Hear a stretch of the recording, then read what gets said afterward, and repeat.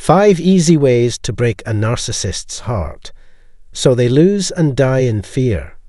Narcissists rely on your feelings of helplessness and confinement to keep you subservient to them.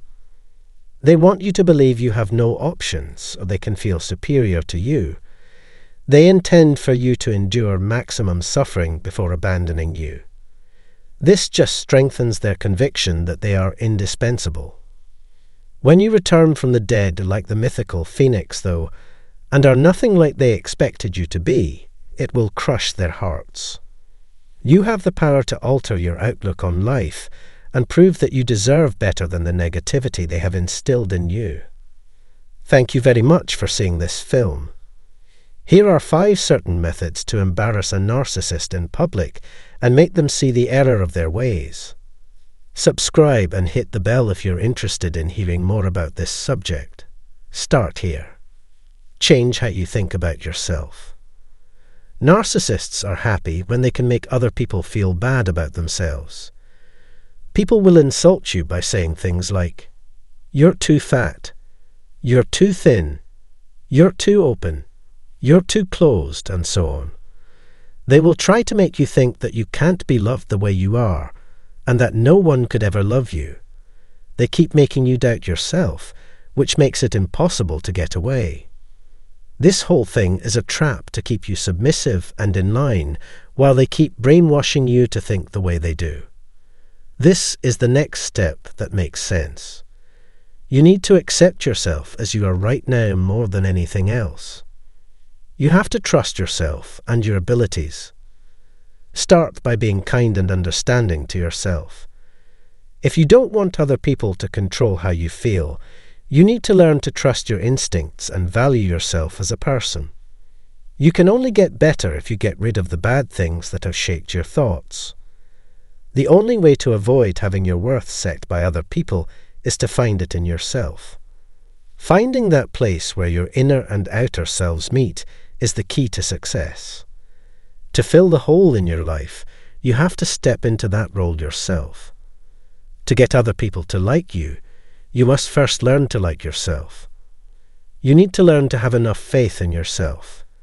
If you don't want other people to tell you who you are, you need to know who you are.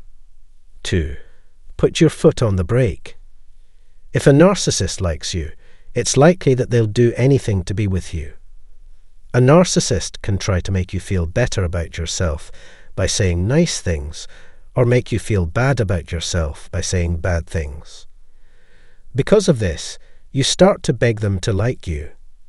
If you ever thought about being left alone, you'd do whatever it took to stop it. There's a scar from being left behind there, and you'll need to treat it. People-pleasing traits should be changed so that they aren't accidentally or maliciously triggered by other people.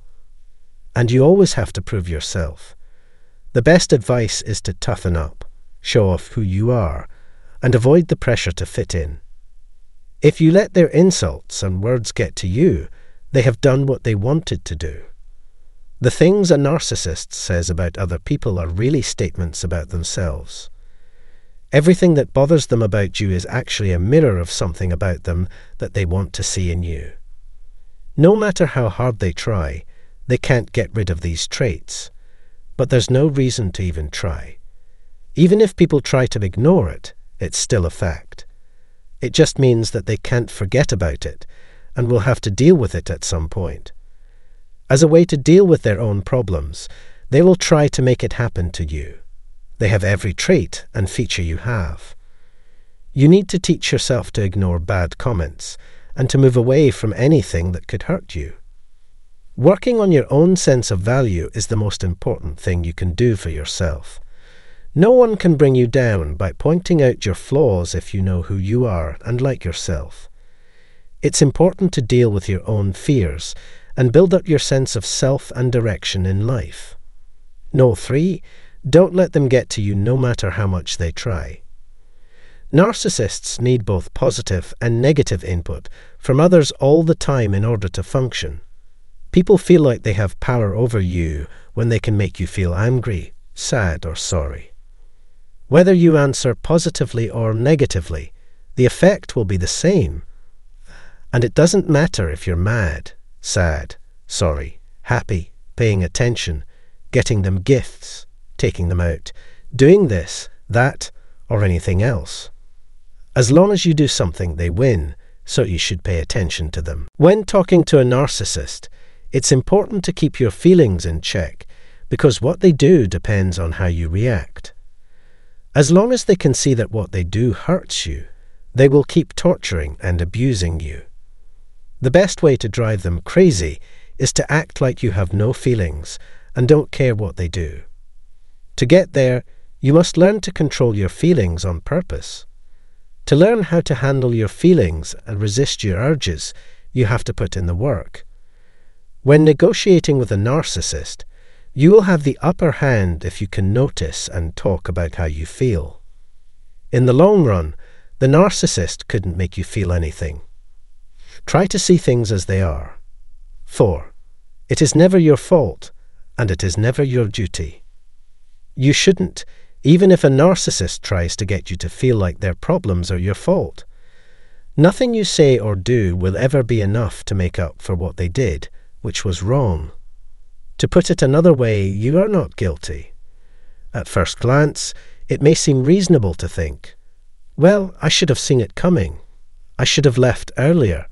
I should have trusted my gut when they showed their dark side. When things are going on, nothing is easy. When it's cloudy, it's hard to see, or you can't see at all. You didn't know this much about this topic before. There isn't enough time or energy right now to give these ideas the thought they deserve. What's more important is that you don't know enough right now to know what's true and what's not. Since you now have the resources to make these goals happen, you can make these claims. Even though you have already done something, you now say that you should have done even more. When it happens to you, though, you have no idea what's going on. Maybe it's not in our nature to lie, especially about the people we love and the relationships we've built with them. As parents, for example, we often want to avoid the pain of facing the truth by holding to the lie, the idealized version of the person we have made. I think that all in all, you did your best. You did the best you could with what you knew at the time. You don't have to start being hard on yourself right away. This probably won't help since they hurt you mentally on purpose by insulting, lying to, and tricking you into increasing their own power. When you start to doubt yourself, you should always tell yourself that you are not guilty. To make this approach work, you have to be kind to yourself. Their flaws and problems were reflected back to you. It all comes down to how people see you, so you end up being that person. You can stay upbeat by telling yourself things like, I did everything I could to make our relationship great. No matter what people think about me, I'm not who or what they think I'm, and their ideas don't change how I act. The 5th and last one is to make clear rules and stick to them. If you don't have strong boundaries, it's easy for the narcissist to get you to give in to everything they want. They need someone who won't give up when they hear no. For them, the best friend is someone who likes to take things easy.